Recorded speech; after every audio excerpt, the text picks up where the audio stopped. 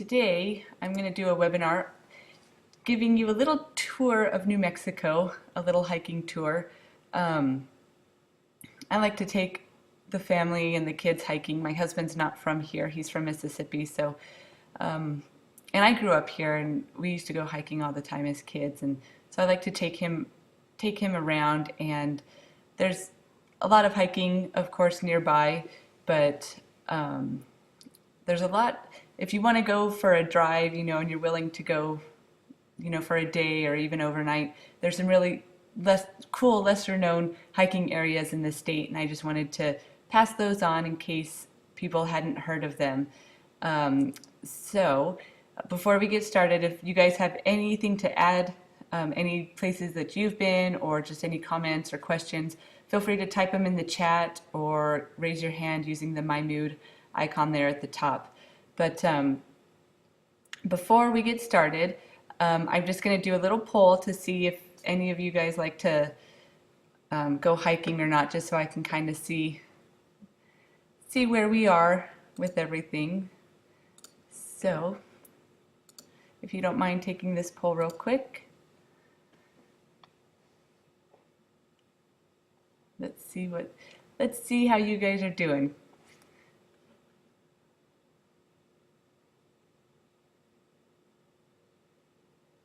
Alrighty, so most people go once a year, some people go once a month, so that's pretty good.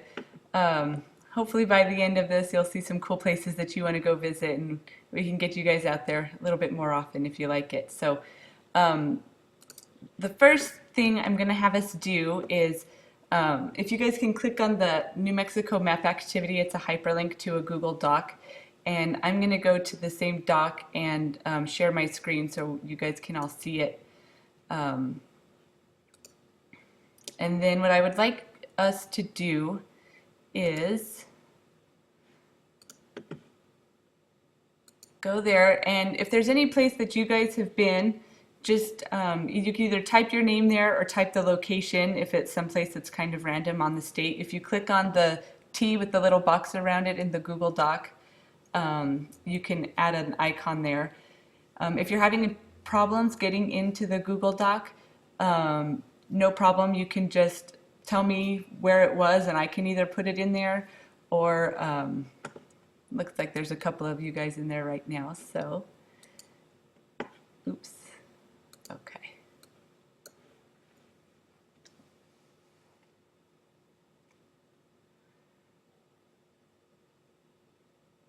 How's that working out for everybody? Ah, sweet. Thanks, Connie. Oh, very nice. Well, hopefully you can add to some of the locations. I only have a couple, so. Oh, the link is on the first slide. You can click on it and it should take you there, Eliza, but if not, I will put it here in the chat.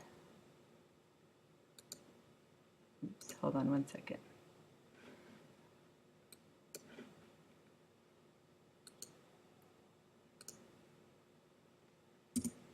There we go.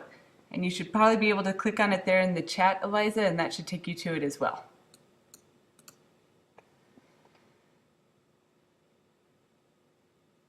So Cheryl's the only one that's hiked all over the state? Oh, here comes somebody. Sandia, that's a good one too. La Luz is a popular one if that was the one that you used. Not now. There's a lot of good hiking around here. I have a stepsister that lives in Virginia, and she was blown away by some of the places around here where you can actually go hike mountains and stuff. So, alrighty, I'll give you guys a few more minutes.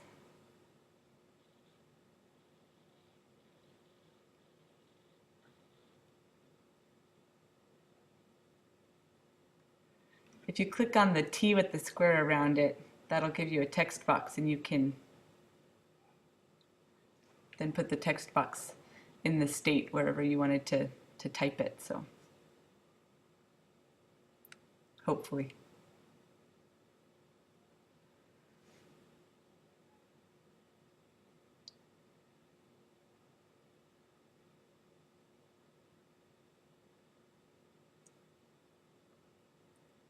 Let's see here.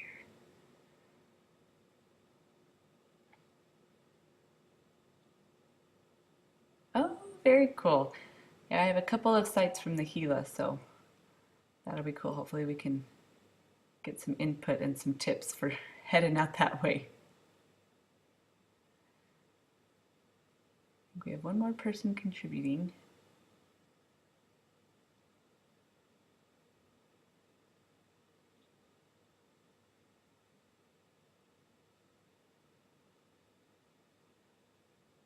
Oh, very cool. I haven't heard of that place, Connie. You'll have to tell us about that.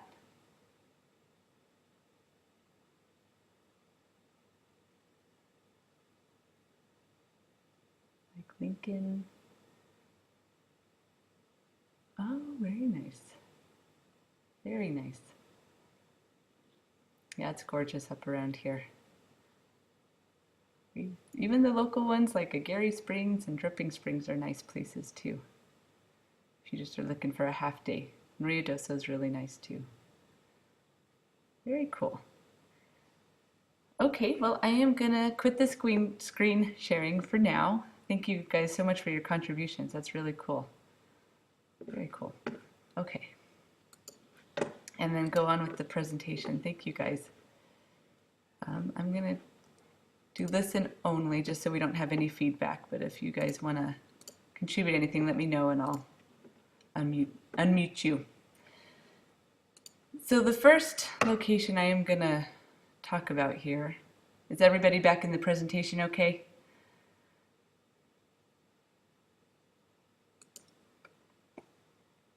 Alrighty, is Wheeler Peak, which is located in the Sangre de Cristo Mountains, which is near Taos, New Mexico, up in the northern part of the state.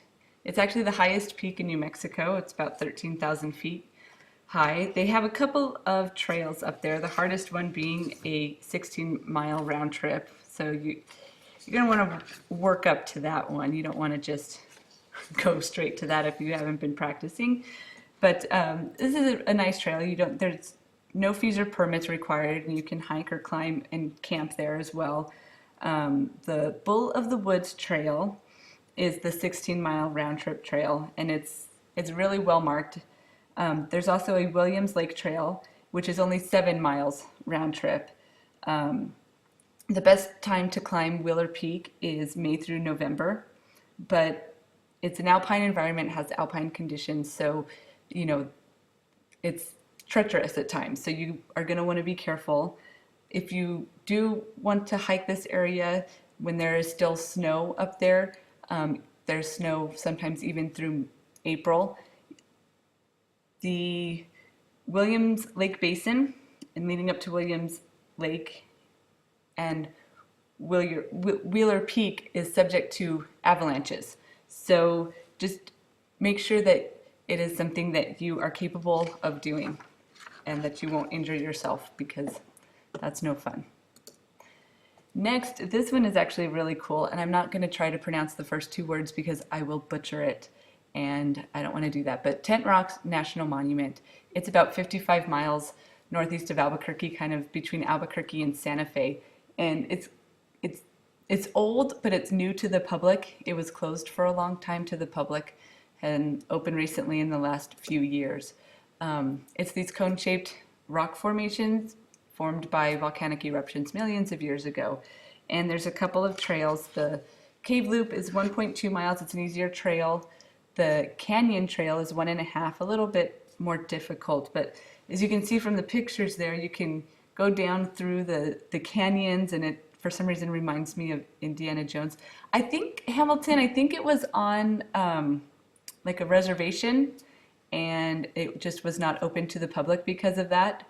But they recently allowed the public to access it, and they charge a small fee, like $3. So I don't know if that was the reasoning for it, but And honestly, I'm not sure if it was because of preservation issues or not, but I just know that it's recently been opened. Um, I have honestly, I have yet to go there, but my dad and family up there have been, and they just love it and go all the time. It's really cool. They even have what they call Veterans Trail, which is wheelchair and stroller accessible. It's a 1 mile trail up there. They're well maintained trails because with the fees, they're able to maintain the trails, but it's imperative to keep an eye out on the weather. If you see storms in the distance, it's prone to flash flooding, the canyons through there. So, being residents of New Mexico, we know if there's a storm in the distance, that means that the arroyos can flood, even though it's not raining here. So, just something to keep in mind. Safety, safety, safety. Next, we have the Gila Cliff Dwellings, which is as educational as it is beautiful. It's in the Gila, about 44 miles from Silver City. Don't let the mileage fool you. That's going to take you about 2 hours because of the windy, twisty roads that it takes to get there from Silver City. But it's really cool. It's 5 natural caves in the Cliff Dweller Canyon. It was built 700 years ago, and they're still like old corn cobs. Oh, cool, Connie. That's You guys are closer, but it's a pretty good haul. But I think it's well worth it. It's cool, you know. And you can see the corn cobs there and get up close and personal because you can just kind of walk right on through there, and it's you're right in the thick of it. Um, it's it's just cool that I think the kids really like getting up there, and they offer guided tours during the week. They don't do it on the weekends because there's just too many people, and they said it just is too chaotic to do it on the weekends. But also nearby, and this I didn't know for some reason, but are hot springs, and they have one that's really close to the Gila. It's about 20 minutes from the Gila Visitor Center. And then the most popular one is Jordan, which is a 6 or 8 mile hike, depending on which trail you take from the Visitor Center. And then they have private hot springs located in Gila Hot Springs, which is 4 miles from the monument. They did have this warning that the hot springs sometimes contain an amoeba that can cause a form of meningitis, and not to get the water up your nose. So just, I guess, don't go underwater if you're going to go to the hot springs. And again, the cliff dwellings are subject to close during thunderstorms, and if you're planning on going out there, they recommend that you call ahead to make sure that they're open before you make that long drive. And then next, Catwalk, New Mexico, and this one I loved when we went there as kids. It's 5 miles from Glenwood, New Mexico. Again, it's in the Gila. You can see it over there close to the border of Arizona. It's kind of got a cool story. There was a water pipeline along what was called Whitewater Canyon, built in 1893, and it provided water to the town and the mill. And it kind of ran up the narrow stretches of canyon, and 20 feet above the canyon floor, and it required a lot of maintenance. And the workmen who used to walk up the line to repair it dubbed it the catwalk. And so in the 30s, the Civilian Conservation Corps built a trail, with the hanging walkway, which you can see in the picture over there on the right, that followed the path of the old pipeline. And in 1978, they designated it a recreational trail, and it's, kind of been maintained, and was actually destroyed in some floods a couple years ago, portions of it, and they've since reopened it. But it's really cool, it's up above the water, and you can climb up there. Yes, exactly, Cheryl. It is, you're right, because it's all open to the ground, and if you have a fear of heights, that would be kind of scary.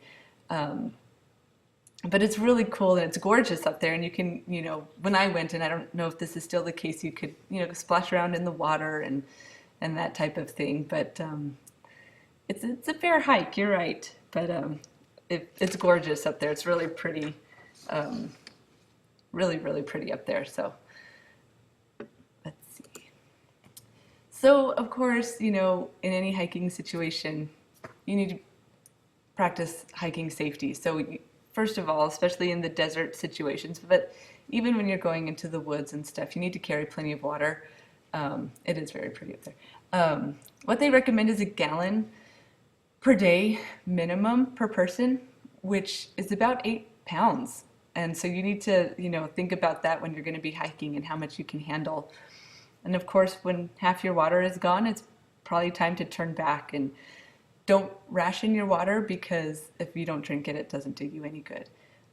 Always tell someone where you're going, when you're going to return. Always try to go with somebody, but if you don't, tell somebody where you're going and when you're going to return. Dress properly. I know it's tempting to wear tank tops and shorts and that type of thing. I know I am tempted to do that as well, but wearing, long sleeves and long pants actually slows dehydration and minimizes exposure. Good hiking shoes, wide brimmed hat, sunglasses, of course sunscreen, long pants to protect from the cactuses, the rocks if you fall, anything like that. Know your limits, know what you're capable of. Know that even though it might be harder physically to go up a mountain, it's actually really hard to get back down because the rocks are sliding out from under your feet and you're tired by that point, and something to keep in mind. Take a backpack with water and food, a first aid kit, sunscreen, a jacket because desert nights get pretty cold, and a flashlight, waterproof matches, a trail map if you've got it. The fine-tooth comb, hadn't even thought of that, but it makes perfect sense if you're doing anything local for sure, because those cactus needles, if you've ever fallen on one, are very painful. Unfortunately, I've had experience with that.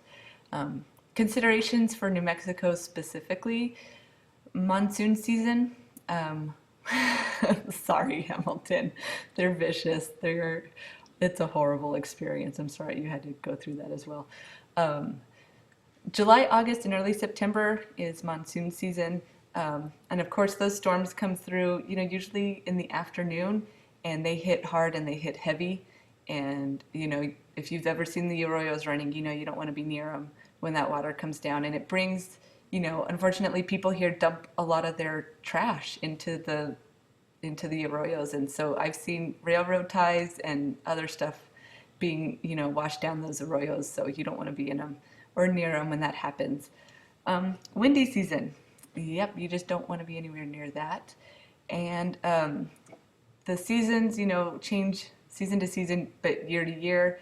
And, the winter snows are going to affect the summer and the streams and the fire conditions. And that brings me to fires and fire safety.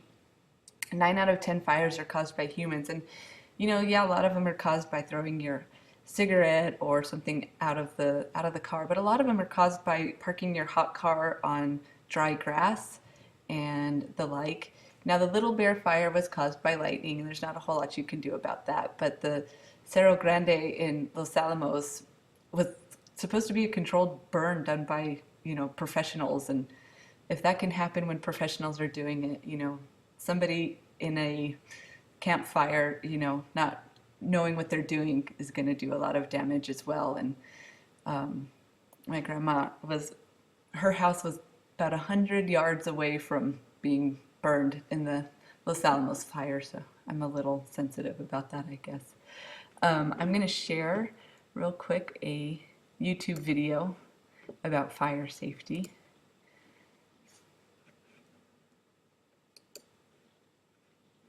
Okay, so we drowned the fire, Yep. stirred it, drowned it again, and now just feel if it's cold. Yeah. Cool.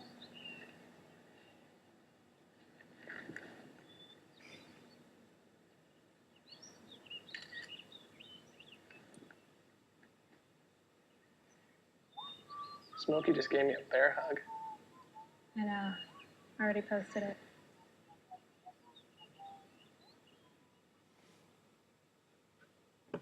Just a little humor there on a Friday night when we're having to watch a webinar instead of doing other stuff. Just kidding. All right, well, so with that, I think that about does it. I would just like to do one last poll. Oh, let me go over this. Sorry, I forgot about this one. Just how to prevent it. If you see anything that might be, you know, even if it's just brush somewhere, even that can spark something if, on a windy day. So make sure you call 911 to let them know. If you start a campfire, please don't leave it unattended. Like they said, douse it with water, stir it, douse it again. Don't leave it unattended.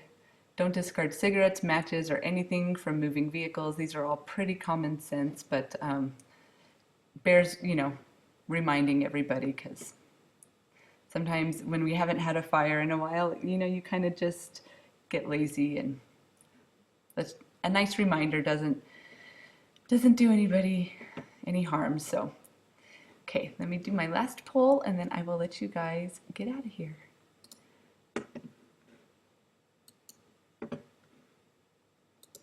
Okay, just wondering if anybody's more likely to go hiking after seeing any of the cool places New Mexico has to offer.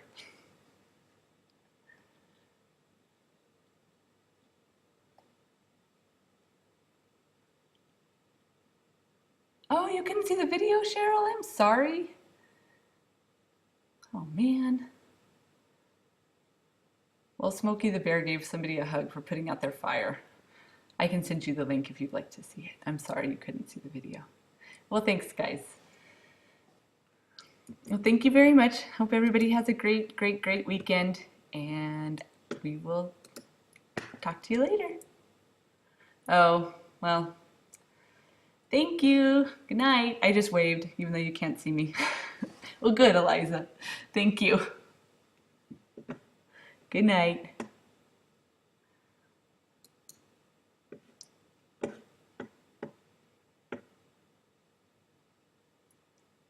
Oh, that's bizarre. Well, I'm sorry. Thank you. Good night.